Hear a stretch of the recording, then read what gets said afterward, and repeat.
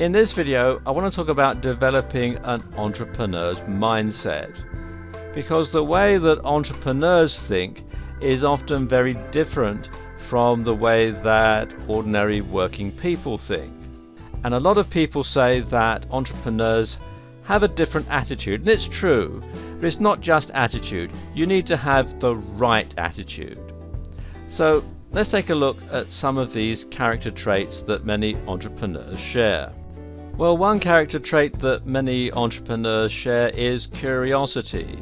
They're curious about the world around them. They like to look at things. They like to see how things could be done differently. And they tend to be very curious people. They tend to have a wide range of interests. The next character trait is decisiveness. They're not afraid of making decisions. They'll weigh up the pros and cons, and then they'll go in and they'll make the decision and they'll stand by it, right or wrong. They don't shilly-shally and think, shall I, shan't I, do I, don't I. No, they'll make the decision and then they'll stick by it. Another entrepreneurial trait is fearlessness. Sometimes they have to make a real leap of faith, but once they've decided, they'll do it. Like the title of the book says, they'll feel the fear but do it anyway. And that is another character trait that many entrepreneurs share. Then there's risk taking. Most entrepreneurs are not afraid to take a risk, and they enjoy the adrenaline buzz of taking a risk. Lots of entrepreneurs play poker for high stakes because that's the thing that they enjoy. That's what makes them want to get up in the morning, is the fact that they can take a risk, that they can take a gamble, and if they've calculated the risk properly, then it'll come off. If they haven't, if it goes wrong, well, they're prepared to take the consequences as well. And that's something that a lot of people who are used to having a steady job with a guaranteed income find very difficult when it comes to becoming a business owner or becoming an entrepreneur. Then they tend to be imperfectionists. They don't wait until everything is absolutely perfect before launching a new business or launching a new product, because they know that once the time is right, then you've got to get it out to the market or somebody else is going to beat you to it. So they don't wait until everything is absolutely perfect. As soon as something is good enough, then they will get it out to the market, and they will then move on to the next product or onto the next business. And finally, they work with ruthless efficiency. There's no room for sentiment in business as far as they're concerned. Their main objective is a healthy bottom line, and if that means that they can get something done cheaper or better somewhere else, then that's what they're going to do.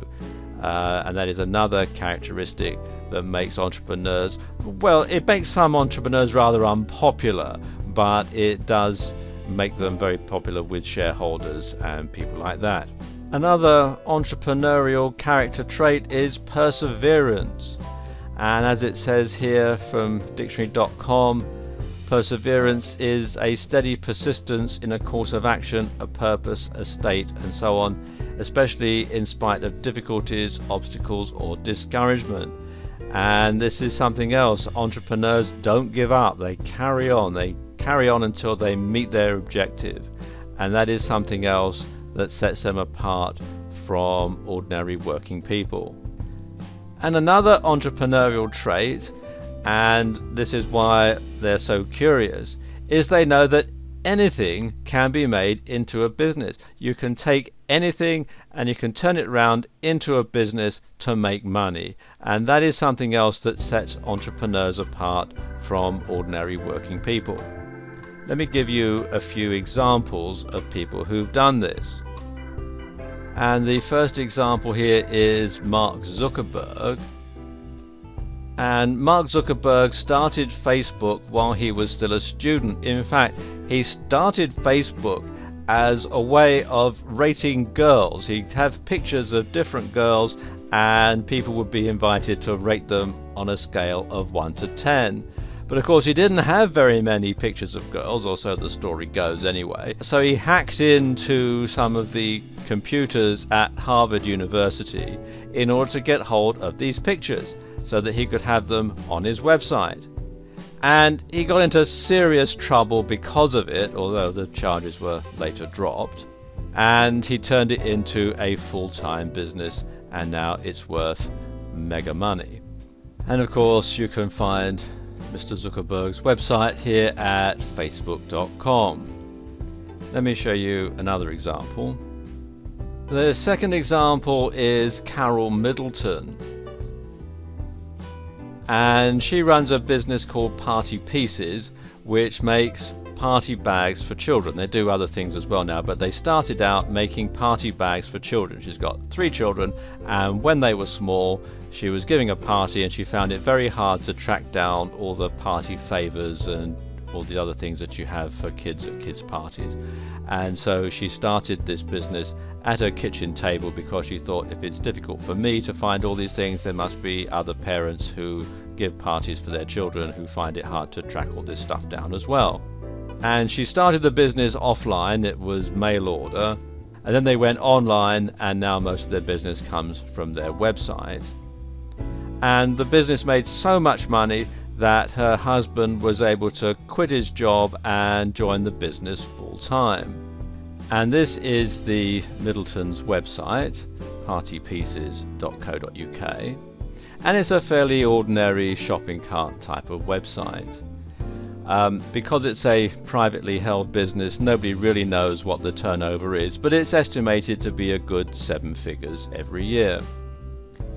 And I'm sure there are lots of other sites on the internet that turn over a similar amount of money and are run by people that you never hear of because they stay pretty much under the radar.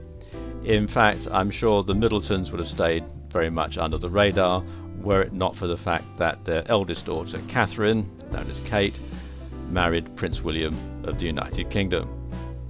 One more example to show you.